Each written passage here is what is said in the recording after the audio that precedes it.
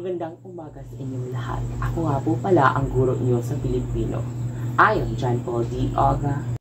At ngayon, maaari bang tumayo ang lahat para sa ating panimulang gawain? Sa ngalan ng Ama, ng Anak, ng Espiritu Santo. Amen. Ama namin sumasalangit ka. Sambahin ang ngalan mo, mapasa amin ang kaharian mo, sundin ang loob mo, dito sa lupa para lang sa langit. Bigyan mo po kami ngayon ng kakainin sa araw-araw at patawarin mo po kami sa aming mga kasalanan para na mapatawad namin sa mga nakasala sa amin at huwag mo kaming ipahintulot sa tukso at ilayo mo kami sa lahat ng masama. Amen. Magandang umaga mga bata. Bago kayo umupo, pakipulot muna ang iyong mga basura sa ilalim ng inyong mga upuan. At ngayon, pag tinawag ko ang pangalan, sabihin nandito po, sir. At ngayon naman, magkakaroon tayo ng patakaran sa silid-aralan. Ang una, makinig ng mabuti sa guro at kaklase. Pangalawa, magtaas ng kamay bago magsalita at magtanong. Pangatlo, panatilihin ang kalinisan sa kaayusan sa loob ng klase. Yun lang.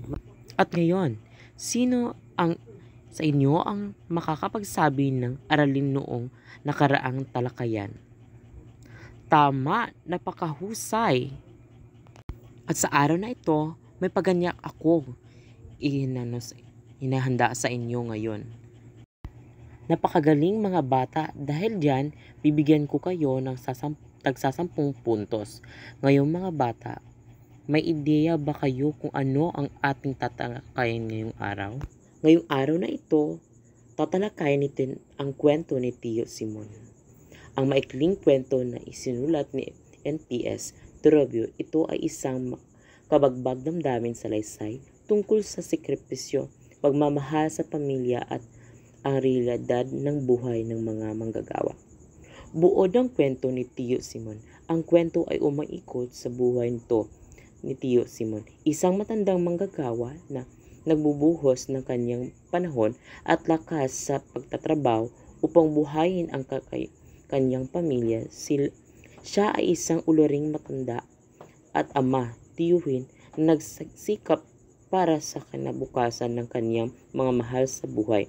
Sa kabila ng kanyang pagsisikap, hindi naging madali ang kanyang buhay dahil sa kahirapan at kawalaan ng seguridad sa trabaho. Kanyang tadhanang nakapagpuan niya ang sarili sa isang sitwasyon.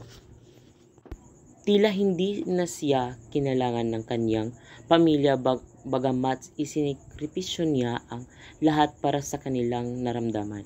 Niyang siya ay napahabayaan at hindi na binigyan ng halaga ang kanyang napagkita ng realidad ng mga tao.